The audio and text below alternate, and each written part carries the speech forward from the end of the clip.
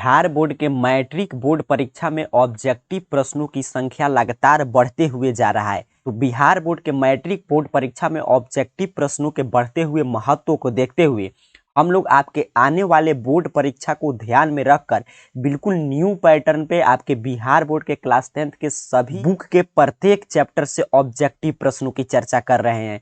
इस सीरीज में आज हम लोग आपके बिहार बोर्ड क्लास 10th के संस्कृत जो फर्स्ट संस्कृत है प्यूसम, उसके पहला चैप्टर मंगलम से इंपोर्टेंट ऑब्जेक्टिव प्रश्नों की चर्चा करेंगे। इस वीडियो में हम लोग उन्हीं प्रश्नों को कवर करने का प्रयास करेंगे जो इस साल मैट्रिक बोर्ड परीक्षा में पूछे जाने की जिनकी संभावना सबसे ज्यादा है। एक एक क्वेश्चन का आंसर देने के लिए तैयार हो जाइए। हम लोग क्विज के रूप में चर्चा करेंगे। प्रत्येक प्रश्न का जवाब देने के लिए आपको 5 सेकंड समय दिया जाएगा और ये सभी प्रश्न आने वाले मैट्रिक बोर्ड परीक्षा के लिए अत्यंत ही महत्वपूर्ण है। तो इसलिए प्रत्येक प्रश्न का आंसर देते चलिए और जिस प्रश्न का आंसर नहीं मालूम हो उसे याद करते चलिएगा। पहला नंबर प्रश्न आ रहा है आपके मंगलम पाठ से। प्रश्न आपसे पूछा गया है कि मंगलम पाठ कहाँ से संकलित है। सबसे महत्वपूर्ण प्रश्न।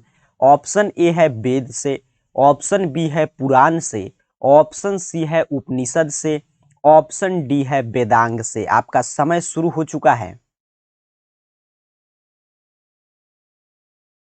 तो इस प्रश्न का राइट आंसर हो जाएगा ऑप्शन सी उपनिषद से। जो आपके संस्कृत का प्रथम पाठ है मंगलम, मंगलम पाठ में जितने भी श्लोक हैं वे सभी श्लोक विभिन्न उपनिषद से लिए गए हैं। तो इसीलिए आपका मंगलम पाठ उपनिषद से संकलित किया गया है। तो राइट आंसर ऑप्शन सी हो जाएगा। चलिए आगे बढ़ेंगे। दूसरा नंबर प्रश्न। प्रश्न आपसे कह रहा है परमात्मा की महिमा का वर्णन किस में किया गया है। अर्थात कि परमात्मा के महिमा मंडन किस उपनिषद में किया गया है आपसे पूछा जा रहा है। ऑप्शन ए है कठोपनिषद, ऑप्शन बी है ईशावास्य उपनिषद, ऑप्शन सी है श्वेता श्वेतर उपनिषद, ऑप्शन डी है मुंडकोपनिषद। आपका समय शुरू हो चुका है।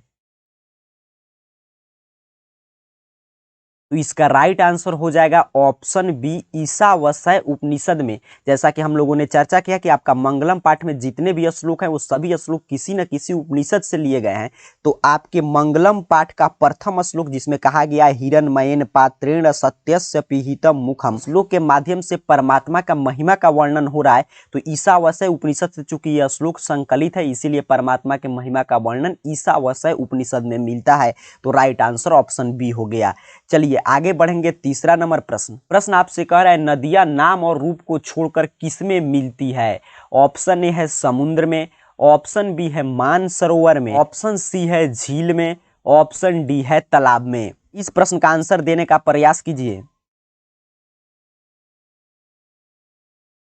तो इसका राइट आंसर हो जाएगा ऑप्शन ए नदियां नाम और रूप को छोड़कर समुद्र में मिल जाती है। मंगलम पाठ में श्लोक भी दिया गया है कि यथा नदः स्याद्मानः समुद्रे, अर्थात कि जिस प्रकार बहती हुई सभी नदियां समुद्र में मिलने के बाद अस्तित्वहीन हो जाती है, अपना नाम रूप सभी त्याग कर समुद्र में मिल जाती है, उसी प्रकार विद्वान व्यक्ति जो है वो परम पिता परमेश्वर के दिव्य प्रकाश में मिलने से अपने नाम रूप से मुक्त हो जाता है। तो राइट आंसर क्या हो जाएगा ऑप्शन ए।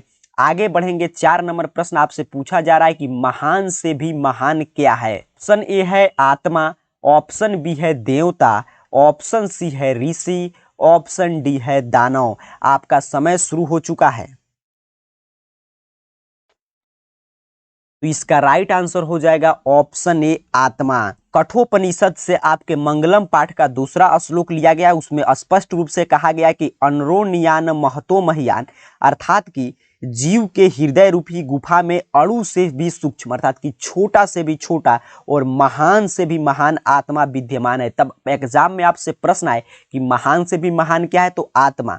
अणु से भी सूक्ष्म क्या है, अर्थात कि सबसे सूक्ष्मतम क्या है, तो आत्मा। मानव के हृदय रूपी गुफा में क्या निवास करता है, तो आत्मा। तो ये सभी प्रश्न का आंसर क्या होगा, आत्मा।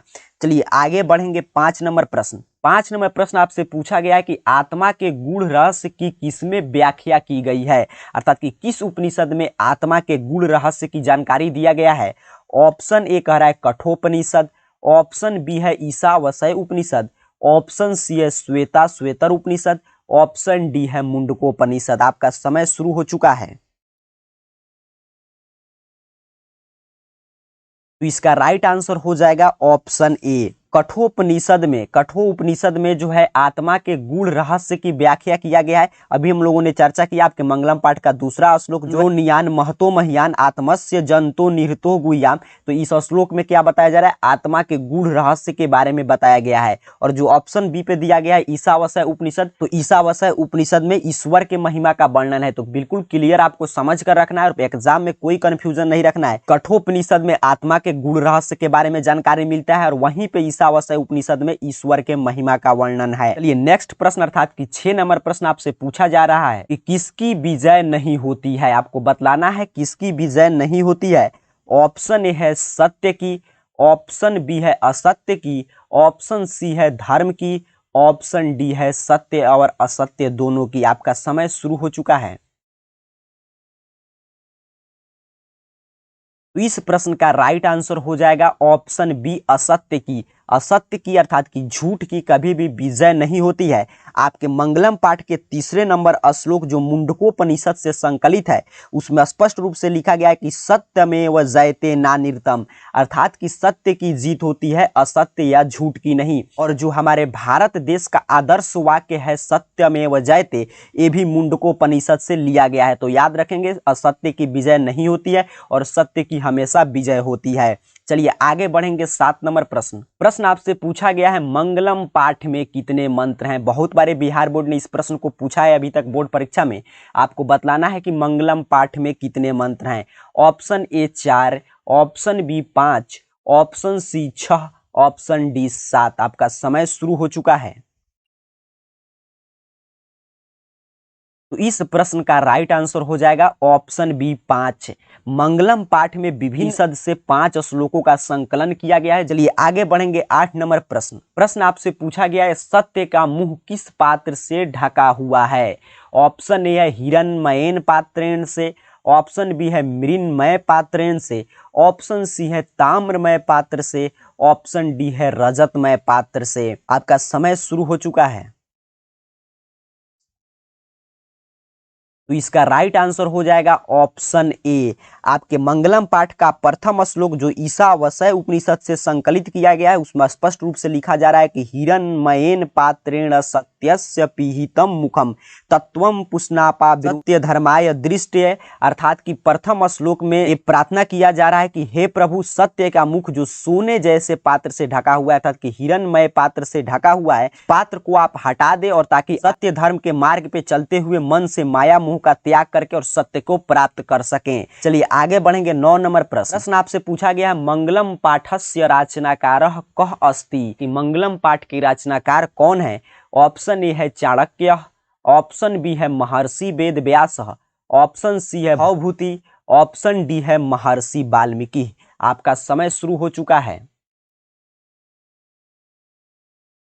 तो इस प्रश्न का राइट आंसर हो जाएगा ऑप्शन बी कि मंगलम पाठ के रचनाकार जो है वो महर्षि वेदव्यास हैं। और वहीं से आपसे पूछा जाए कि उपनिषद का संकलन किसने किया था अर्थात उपनिषद के रचनाकार कौन है, तब भी आपका आंसर वही होगा महर्षि वेदव्यास।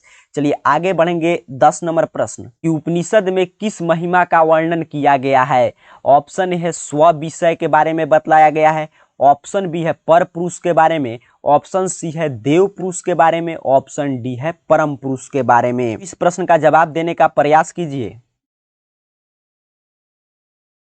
तो इसका राइट आंसर हो जाएगा ऑप्शन डी परम पुरुष। उपनिषद में परम पुरुष के बारे में बताया गया है। नीचे कमेंट बॉक्स में जरूर बताइएगा कि आपका 10 में से कुल कितना प्रश्न सही हुआ। साथ ही साथ इस वीडियो को लाइक कर दीजिएगा। फिर मिलेंगे किसी अगले ऐसे ही महत्वपूर्ण क्विज वीडियो में। तब तक के लिए आप सभी को बहुत बहुत धन्यवाद।